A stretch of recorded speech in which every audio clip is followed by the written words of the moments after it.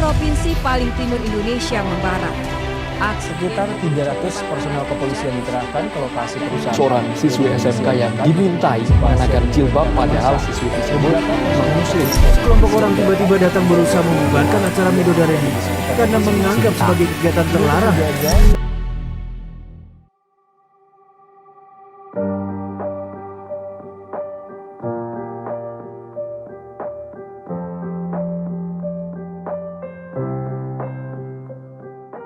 Indonesia banyak sekali terjadi kasus-kasus yang menjerumuskan kepada etnosentrisme, radikalisme, dan diskriminasi yang menjadi permasalahan negara kita yang Bhinneka Tunggal Ika, di mana ini menjadi masalah masing-masing individu dalam mengartikan makna toleransi.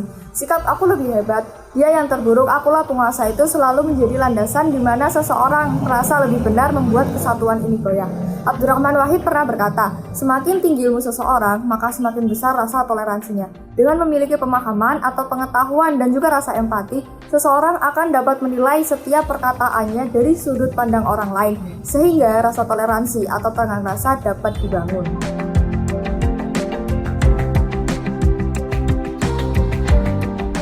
Kalau menurut pendapat saya sih, dalam kasus ini sangat tidak boleh dibiarkan.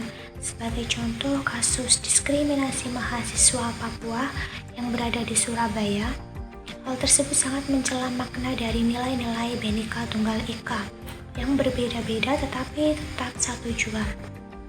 Pada hakikatnya, nilai-nilai ini kita harus mencerminkan keberbedaan dengan kebersatuan, yaitu satu kita Indonesia.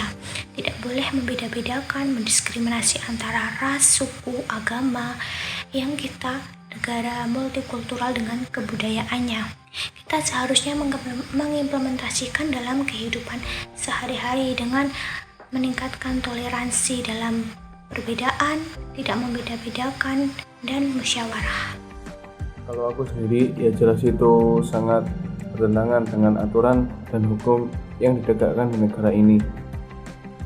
Menurut pasal 1 ayat 3 Undang-Undang Nomor 39 Tahun 1999 tentang hak asasi manusia, setiap orang berhak atas pengakuan dan jaminan, perlindungan, dan hukum yang adil, serta mendapatkan kepastian hukum dan perlakuan yang sama di depan hukum.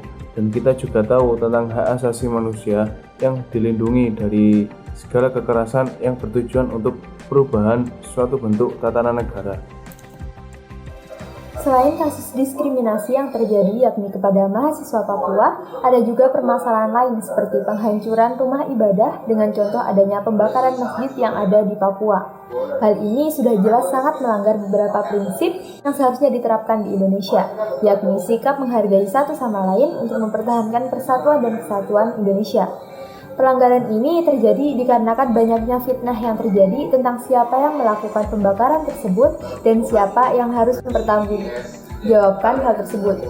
Selain itu, pembakaran ini juga melanggar sebuah sila yakni ketuhanan yang Maha Esa dan juga kebebasan beragama, di mana seharusnya masyarakat dibebaskan untuk beribadah sesuai ajarannya dan tempatnya masing-masing. Namun, malah merusak fasilitas tempat ibadah orang lain. Dengan pelanggaran-pelanggaran tersebut, tentu saja hal ini sangat melanggar dasar negara kita yakni Pancasila.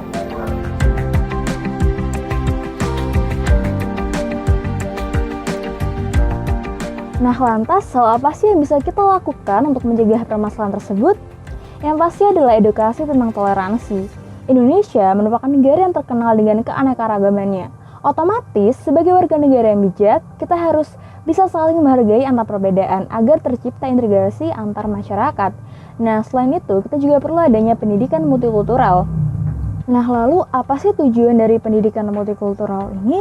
Tujuan utama dari pendidikan multikultural adalah untuk menanamkan sikap simpatik, respek, apresiasi, dan empati terhadap penganut agama dan budaya yang berbeda, karena di dalam multikulturalisme kita mengakui dan menghormati perbedaan yang ada. Perbedaan-perbedaan inilah yang merupakan unsur-unsur latar budaya sebagai suatu rahmat, suatu anugerah, suatu kekayaan, dan suatu hadiah. Dengan adanya pendidikan multikulturalisme, maka akan semakin meningkatkan rasa toleransi antar keberagaman yang ada di Indonesia.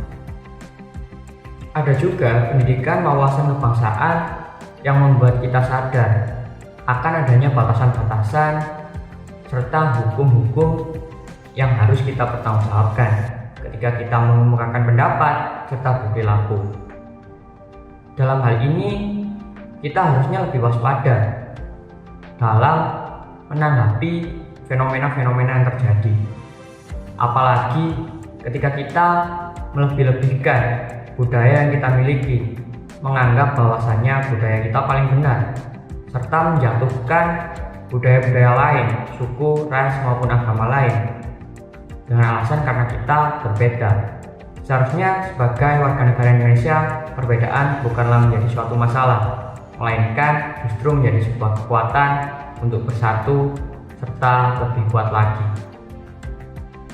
Kita sebagai masyarakat Indonesia harus sadar bahwa kita di sini berjalan bersama-sama, tidak ada yang merasa lebih hebat, tidak ada yang merasa lebih unggul, semuanya sama di mata hukum.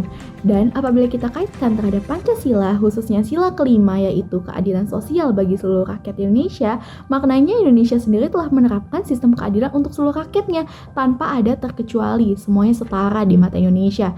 Maka dari itu, kita sebagai warga negara Indonesia harus memiliki sifat toleransi yang tinggi dan juga tidak boleh memiliki sifat diskriminasi maupun etnosentrisme.